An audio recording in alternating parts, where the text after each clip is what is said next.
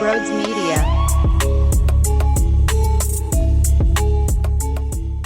What is going on, everybody? Welcome on into Sports Talk with Broads. It's March 1, baby. It's March 1, which means it's fucking baseball season. So here I am, closing my eyes and rewatching JT Realmuto hit a bomb in spring training. Why is that important? Because you know he was working on the finer details, and he was in the lab, baby. He was in the lab making sure that he's put in a great position to have a phenomenal season in the box. What a start. Hey, Alec Boehm, you're not getting missed out on this because I've been very hard on you. I've been very, very intense on Alec Boehm, and that dude hit 20 bombs last season, which was a huge jump for me. I was not satisfied with 13. I was not satisfied with 14. I was not satisfied with any of that. It was all about getting to 20 plus. So now that you did 20, let me see if you could sniff 25. I bet your ass he could do it. And the fact that he's starting spring training off red hot with a bomb too. Love it. Pache, love it. It's just great.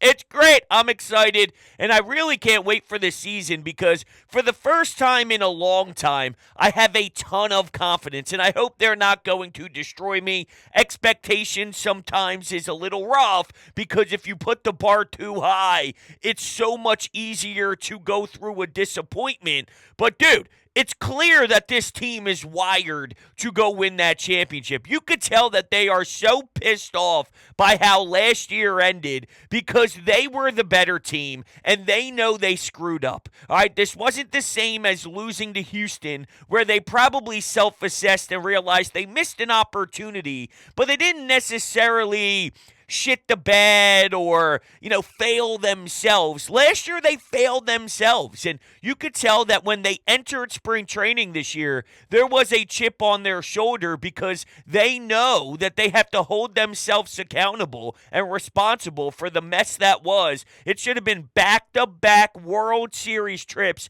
with a chance for a phenomenal 7-game series against the Texas Rangers, and they were not there. So when you hear Whit Merrifield speak, when you hear Bryce Harper talk about, you know what, I've been here 5 years, and this is the first time I can remember it being actually normal. The first year, the big signing, there's so much surrounding Bryce Harper choosing the Phillies. There's so much media attention. There's the whole press conference and him standing up there with the jersey. There's 75 billion other things getting the family sort of comfortable in this whole new environment. Then you got the surgery, and then you got the whole thing going on. So now he can actually just show up to Florida and it be a normal Philly spring training for him.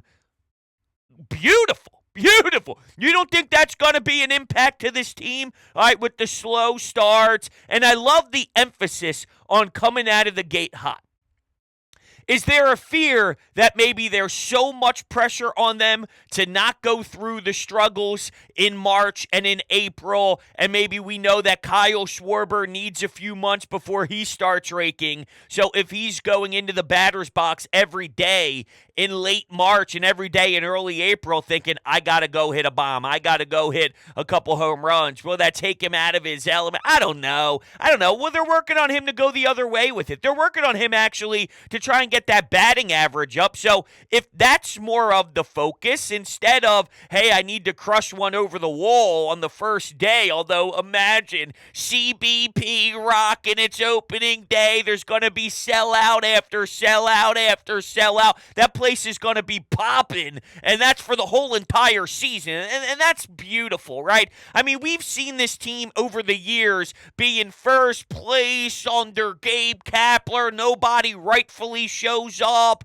and then you also have the situation where they weren't a likable bunch for a while, and it seemed like they were just underachieving and underperforming until the season got to where it needed to be, the postseason, and then they went on this huge barrage, but we finally feel connected. These guys have been here for a while now. Kyle Schwarber, Nick Castellanos, they have settled in. All right, Trey Turner, after last year's start, had a magnificent rebound mound after the standing ovation. It wasn't perfect by any means. Yes, he needs to work on his defense, and I have a few pieces of audio of Dave Dombrowski, who joined John Clark on the Takeoff podcast. I think it was about 8, 9, 10 days ago or so, and I cut up some of that audio. He also sat down with Bryson Stott and Taijuan Walker, and I was really hoping to get just something different, right? Like, hey, if we played a few Bryson Stott audio cuts to hear from our second baseman, but it was very standard player speak. There wasn't that much to grab into.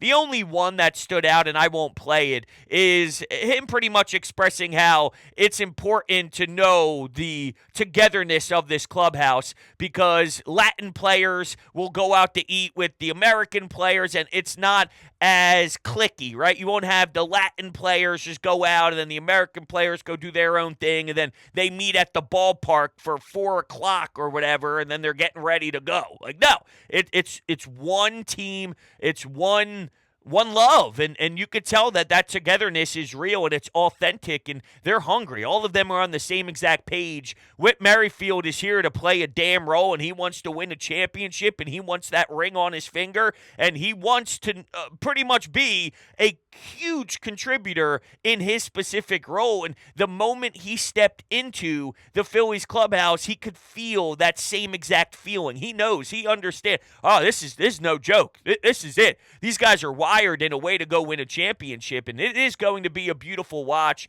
throughout the entire journey. As much as I want to fast forward to October, because nothing's sweeter than when every pitch matters. Nothing's better than when you have to watch a 2-2 changeup in the bottom of the 4th inning in a NLCS game at home, which is a lot different than watching a 2-2 pitch in the 4th inning in March. You know what I'm saying? I want to get there, but I also want to enjoy this journey. It's all about the summer grind and watching the 3-game series against, I don't know, the Pittsburgh Pirates, where you should go kick some ass on the road. They do that. They sweep them. They handle business. I'm ready for it. And I feel that they are dedicated to make sure that this thing starts right. I don't know if that's going to put too much of pressure on them, but because of their DNA, they're tough. This is a tough team. They've been through a lot. I think this is the year. I think this is the year where it all comes together, and they are a dominant team. They are a fantastic team. When squads are looking at the standings throughout June, July, and August, the Phillies are at the top, and you are afraid to match up with them at any time, because you come to this town, and that place is going to be on fire with Dollar Dog Night or not, okay? And here's my hot take on Dollar Dog Night. I don't care. I don't care.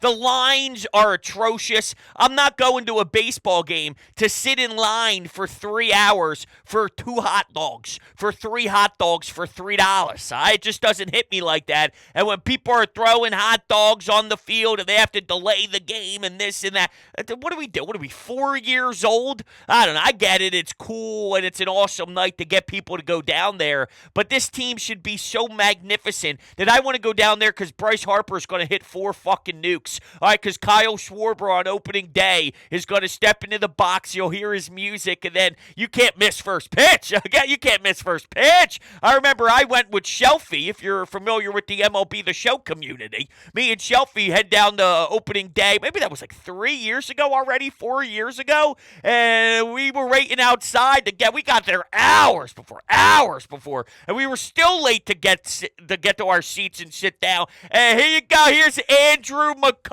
I'm like, oh my God, I was going fucking nuts. But it was amazing. We were watching on our phone trying to get into the damn stadium. It's going to be like that every single night. That's the focus, is let's go watch our team kick some ass. Forget about the dollar dogs, all right?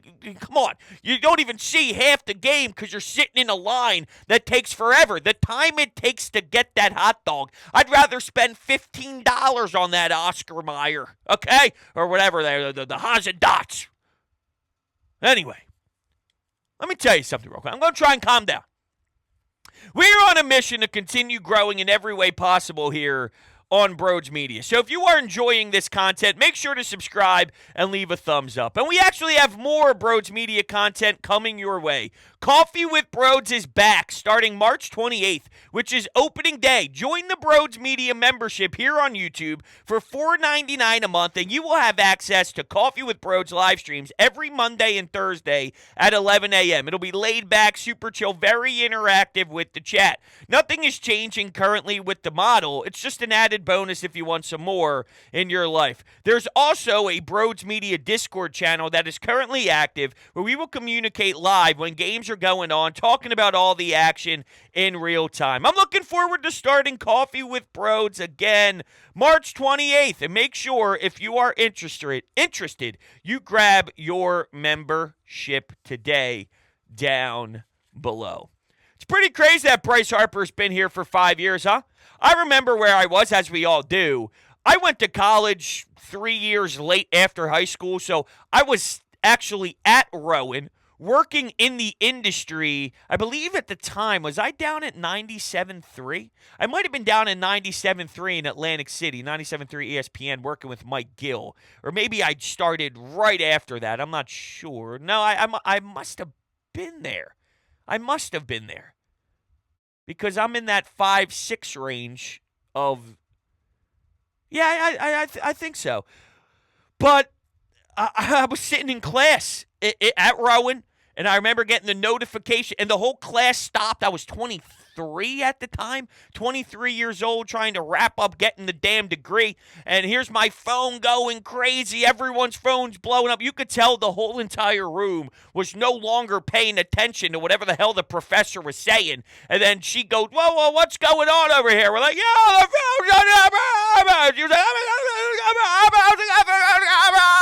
so I ended up driving home. Cut the class shirt. Hey, I'm getting out of here. I pulled the dip. I say that as if it was a hard out. There was like 2 minutes left in class. All right, so hey, I'm getting out of here. Bang! Drive home. Get to the studio. Start screaming. And there it is. So, I mean, I remember that. I think we all kind of have that time. And we all have that moment in time where we remember where we were when Bryce Harper ended up signing here. And it's crazy. When the anniversary comes up, you just reflect. You reflect. Pretty much every single season, you reflect. Did you want Manny Machado at the time? It's easy to say you wanted Bryce Harper. I think where I was, Bryce Harper fit the city more. I thought his personality fit the city more. Manny Machado comes off as a diva. But if I remember correctly, I didn't care. Just go get superstar talent. Yo, Manny Machado's gross. All right, just to be fair. Now, the connection part with this city and Bryce, nobody's ever done it as good as he's done it. So it's very hard to think Manny Machado would be able to step in here and duplicate what Bryce Harper has meant with the connection of this city. But there's been some dangerous years of Manny Machado since that contract. Back in 2022, last year he only hit 258, but the year prior he hit 300 with 102 RBI and 30-plus home runs. The year before that he hit 278 with 106 RBI and 28 homers, back-to-back all-star seasons. So, 2020 was a shortened year. He hit 304 with 16 home runs. He's had some pretty impressive years. I just wanted to get a dominant player. But you worked out, definitely. You got on top here with the way Bryce Harper has lived up to his expectations and then even overseeded those damn expectations. But as we look ahead here, right, we're entering a season where I believe that they are just going to be fantastic. They are going to go on that field, compete night in and night out, and be great. I don't expect them to have...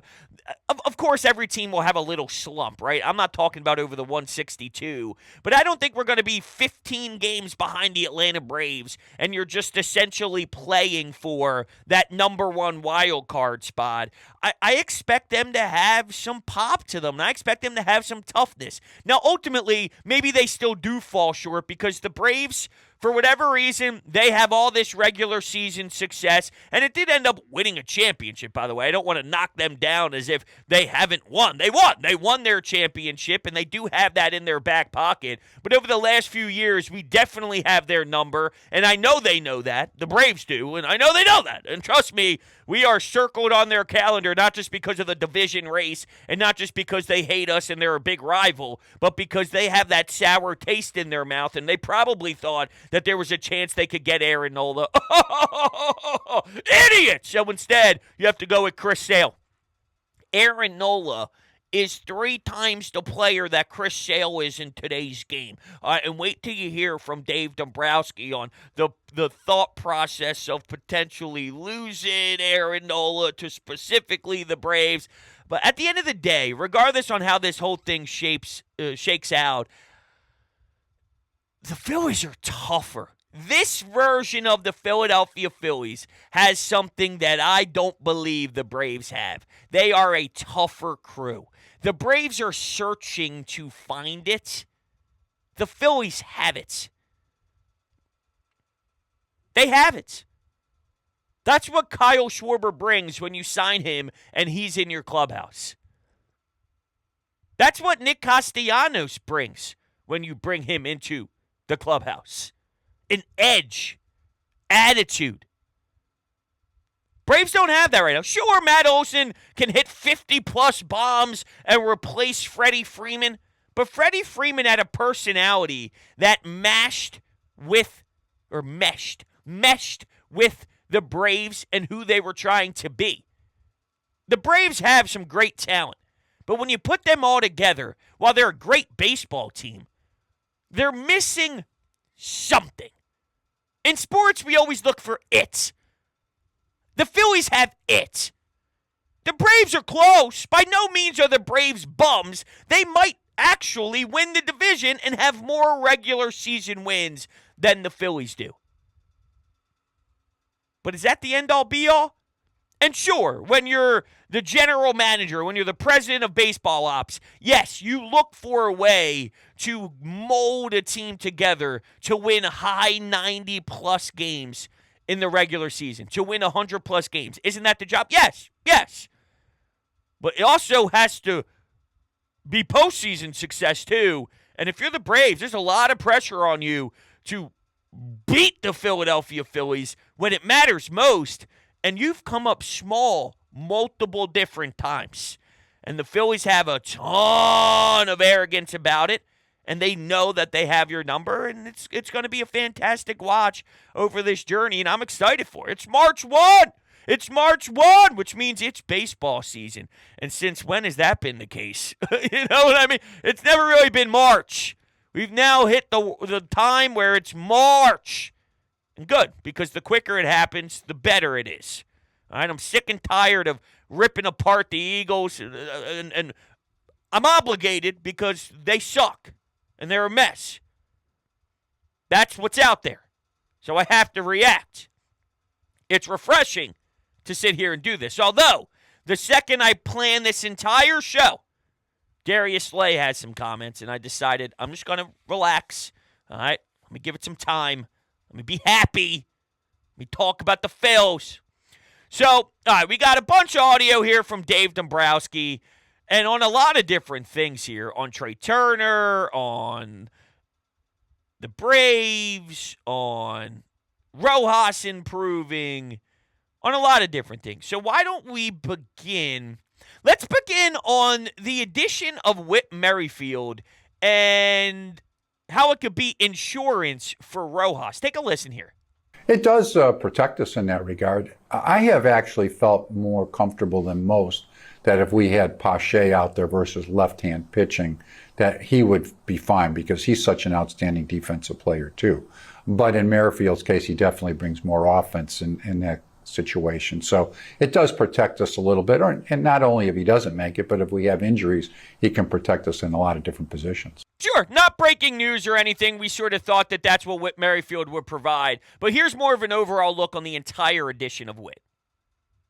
Well, we're thrilled to have him on board because for us it's a situation where he fits the needs of our club. It's been a long process for us because we haven't had guaranteed playing time for really any individual because of the youth on our club and trying to give them an opportunity and positional player-wise with Rojas. But for us, with a guy like Whit Merrifield, he's a good player, first of all. He can play a variety of positions. Being a right-hand hitter, his really two best positions are second base and left field. And if Rojas makes it, that means Marsh is playing left field. And not that we're looking, there's no type of platoon per se situations. But normally if you're going to rest Stott or you're going to rest Marsh, it's going to be versus a tough left-hander. And you have a guy like Merrifield that can go play second base and left field. He's a winner. And I think for a club that's a good club like ours, when you can add veteran people to your bench that you know are not going to crumble under tough situations, he'll play hard, he'll play right, adds a speed dimension. I think he's just the right guy for our club to bring in and add to us. I agree completely. The only thing that made me upset, and I'm sure you guys all heard it and felt the same exact way, is the second he brought up the tough lefty thing. How about we give Stott an opportunity to face some tough lefties? How do we see advancement? How do we see growth? And I'm aware I'm probably way too quickly reacting here. Stott will play against lefties. I'm sure of it. Stott will play against lefties. I'm sure of it. I'm sure of it. He'll play against lefties. But, there's times where he needs a day off, okay? There's a lot of games here.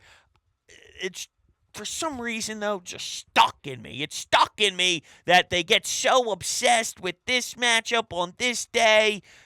I want to see Stott. The Whit Merrifield thing, honestly, if we're talking about filling out your roster the best way, but look, if I'm going to criticize the Phillies about Bryce and Stott needing time to advance, same could be said about Rojas, right? Doesn't Rojas need at-bats? Doesn't he need to see real MLB live pitching? If he's going to take that step as a hitter, then absolutely he needs time to play, right? But if we're thinking about fielding the best team right now and putting together offensively and defensively the best team, Rojas is awesome in center field. He gets great jumps on balls. He also does a great job at just seeing it well off the bat and taking great routes out in the outfield and commanding the outfield. And it's very important. Whit Merrifield in left and Brandon Marsh in center, I like from an overall standpoint more than Rojas in center and Brandon Marsh in left. Now, that makes your bench worse, because now Rojas would be a bench piece compared to Whit Merrifield being that versatile option for you. So, yeah, that's sort of my thought on it. But they keep saying if Rojas makes the team and this and that. Hey, yeah, Whit Merrifield being here, if things happen with Rojas. They don't speak as highly on Rojas. Here's the manager who's willing to go down with his guns on the decision of picking Craig Kimbrell in Game 4 of the NLCS. But if I'm going to change one thing, it would be maybe not utilizing Rojas. And that's the guy who's still in the clubhouse today. So there's been a few jabs, and rightful jabs, towards him just because, well, it hasn't been good enough. And this is Major League Baseball. We can't be tiptoeing around your feelings. Yo, Rojas, you have to improve not only a little bit, you have to improve significantly and work on all the areas that we need you to work on. And if you do that, then yeah, there's a fair shot for you. But you're not just close. There's a lot to work on. You can do it. And we have belief in you, and we trust that you're going to put in the time and put in the effort and work your ass off to get there. But you got some work to do, and that's sort of been the message publicly. And I'd imagine that that's also the message behind closed doors as well. Here's Dave Dombrowski on Rojas improving. Take a listen. Well, I think his situation's pretty simple in a couple of ways, and he still has to achieve that. First of all, when he came up last year, his defense was outstanding. We knew that. We are just looking to keep his head above water. When we were talking about him coming up, I said, can we keep his head above water rather than going out and make a major acquisition because how he plays defense in center field? And the feeling was, yes, we can do that. He works hard. He's got speed. He can bunt. He didn't bunt very well last year, but even if it hits the ball on the ground softly, he can beat it out. So that was our goal last year. Well, the added experience that he faced. That postseason, it's tough. You're facing good people. Got in a slump. They took advantage of him. But he's in a position where with the extra just experience of being at the big league level, he did make some adjustments, and we knew he would need to make some adjustments. You'll see it when he goes out on the field on where he's holding his bat and his load in that regard, because surprising when people see him, they don't realize how much power he has. Now, I don't think it's necessarily going to be a guy that hits 25 home runs this year, but he can drive the ball from gap to gap and use his speed, and I think he'll bunt better. So I think the natural progression of the experience that he's gained at this point with the added coaching now that they've seen his swing, I think that will lead him with his work ethic to just be a better overall hitter. Hey! By the way, Dave Dombrowski's the best. Isn't Dave Dombrowski the best? I would love to just sit in a room. And like I said, this was on John Clark's Takeoff Pod. So when you watch the visual, it's both of them sitting there, baseball field in the back. They're in this nice room, glass windows. You could see the field behind them. Dude, I would love a cup of coffee. Just a cup of coffee. Sit back, have my feet up. Yeah, Dave, just talk to me. I'm not even going to ask any questions. Run through the line. I'm going to give you a lineup, and it'll be Kyle Schwarber leading off because I have a brain. And I'll give you the whole lineup, and then we're going to sit back, and you're just going to tell me what you think about each person. Go ahead. Just go ahead. It'll be ASMR. Right? Not actually whispering and tapping on microphones, but it would be my version of ASMR. Just him speaking just like he did there. Tell me, Dave. Talk to me baseball. Talk to me about all kinds of stuff. Talk to me about sliders. Talk to me about two-seamers. Talk to me about adjustments at the plate. It's amazing. It's amazing. I love Dave Dombrowski. I love Dave Dombrowski. Oh, man. I do. I'm a fool. I'm a sucker. It's incredible. It truly, truly is. How about this? Dave Dombrowski on Trey Turner's defense, because that's sort of lost in the sauce a little bit. Not good enough. Not good enough. And my closing thoughts on Rojas and just his ability to make adjustments and work with this coaching staff. What a world. What a world. This isn't the first time I brought it up, but I've watched Alec Boehm get rebuilt from top to bottom. Seriously, offensively and defensively, he's a completely different player. Jose Alvarado needed time to improve. He ended up doing that. They had to reshape Jose Alvarado. Now he's one of the most electric bullpen arms you have, and essentially your weapon. You utilize him as your favorable matchup in the most highest leverage spot in the game, whether it's 7th, 8th, 9th inning in a playoff series. You had to rework him. You had to rework some of these kids. And I say kids with Jose Alvarado, but specifically with Alec Boehm and all. And you're seeing what's happening with the power of Boehm. You're seeing what's happening with JT Realmuto in the early stages here of spring training, seeing really solid stuff. Brandon Marsh, Pache. I think they can do this. I think they can do this. Now, take some time with Rojas. He did fine in the regular season last year. He got exposed in the playoffs. He's probably not as bad as he was in the playoffs. He's probably way not as good as a 300 hitter in the regular season. Nowadays, batting average is so weird because you know how many times people say, well, Broads, if Rojas hits 240, then I can live at 240. 240 in today's era. We live in a world now where 240, 240 is good. Seriously, though. We live in a world of 240 is good. Well, our leadoff hitter, it's 190. 190. And you're getting to the World Series and the NLCS with your leadoff hitter hitting 190. So 240, that's Hall of Fame. That's Babe Ruth. That's Mickey Mantle. That's Barry Bonds. 240. Of course, if it's 240, I'm running around naked. Naked. All right. All jokes aside here, Dave Dombrowski on Trey Turner's defense. It's some that he would work with Bobby Dickerson, of course, on. And Larry Bow was out here during spring training, too, so he was on the field with them. But it's just an overall matter of how he goes about catching the ball and approaching the ball in his ready position and set position. So things, and I think what's always difficult, it's the same way. The coach is getting to know the player last year. So they don't know one another. And you're feeling your way in how you talk about things. And Trey's a very intelligent individual, too. And, of course, a very good player. So sometimes you're not as receptive to suggestions at that particular point. And at this time, that's all through. They're over that. They know one another. So making the little type of adjustments and how he might go after a ball in his preparation in that regard, how he picks a ball. I think those are things that will come much easier for them to do this year. I thought that was fascinating, though, because it implies that maybe he just wasn't comfortable with some of the coaching. He wasn't on the same page. Or, and by no means am I saying this in a super negative way. I think that's probably organic and natural that you go to a new city and you're working with new people. And now you chose to be here because they're willing to pay you a big fat bag. And Kevin Long was a big reason why you were excited and you thought you'd be able to compete for a championship here. So that means you should have trust and faith in what is being said to you. But, you never know. It's weird with the expectations of a big contract and coming to town and all. But that sort of implied that maybe him and the coaching staff were not on the same page and the trust level wasn't there. But as they ironed out the kinks, as they say, then he was able to breathe, relax, get comfy, and then now we'll see a big improvement with an entire offseason ready to rock. And it just seems like it's in go mode now. Go mode. Let's attack. Let's put our foot on the gas. Let's be the aggressors. Teams are also looking at us as a juggernaut in the NL. Teams are always going to be aware of what we're doing, no matter what our record is. We could get hot at any time. We could hit a bunch of homers at any time. And by the way, we have sensational starting pitching at the top of our rotation in Zach Wheeler and Aaron Nola. So it's all there to be a really scary team. You're also, though, playing with a ton of force.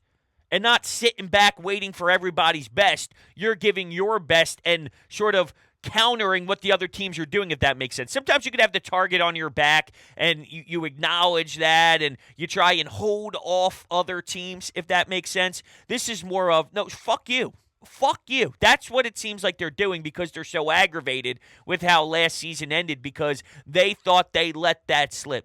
The other team, did they take it from you or did you accidentally just really hurt yourself and you controlled that? You could have controlled that. You allowed for that to happen. You didn't play your best baseball and it's such a disgrace and it's eating them alive. And instead of entering the season worried about Team USA and worried about the World Baseball Classic, and I'm a fan of the World Baseball Classic, but if you're Trey Turner hitting all those home runs and that's where your mindset's at and, you're thinking of that and instead of thinking on, all right, those little details that I got to work on defensively to improve, turning two with Bryce and Stock, getting together and really working at our craft here and solidifying great defense up the middle and JT working on his swing and, those details seem so emphasized.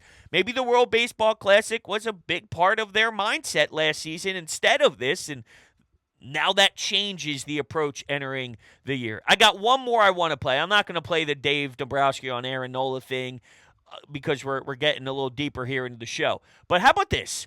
The playoff crapshoot. Once you get in, can anybody get hot? This and that? This is why Dave Dombrowski's the best to do it. Take a listen here. But no, I don't think it's a crapshoot. And I also think that there's a way that clubs can excel for the long season and maybe aren't quite as good for the playoffs and vice versa. Now, we all go out there all year long trying to win our division. That's going to be our goal. And there's an advantage if you're not playing those first three games because when you go into those three games, those make me nervous. Yeah. Because you talk about a 7-game series or a 5-game series, but a 3-game series, anything can happen. Yeah. A blue pit here, a blue pit there. But the reality is sometimes it can make a difference when you have guys like Wheeler and Nola at the top of your rotation, and Ranger Suarez has been outstanding in the postseason. You can win a short series when you have that type of pitching, much more than maybe over a 162-game season where you're not pitching those guys quite as much or you give them some extra rest. So you can have a different type of club in the postseason than you do have during the regular season. That's my guy! That's my guy! Oh, my God, he's totally winning a championship in Philadelphia. I love you guys to death. You know that. Thank you all so much. You're the greatest in the world. Can you believe it? We're here. March 1, baby. March 1. We're getting closer. We'll be talking very soon.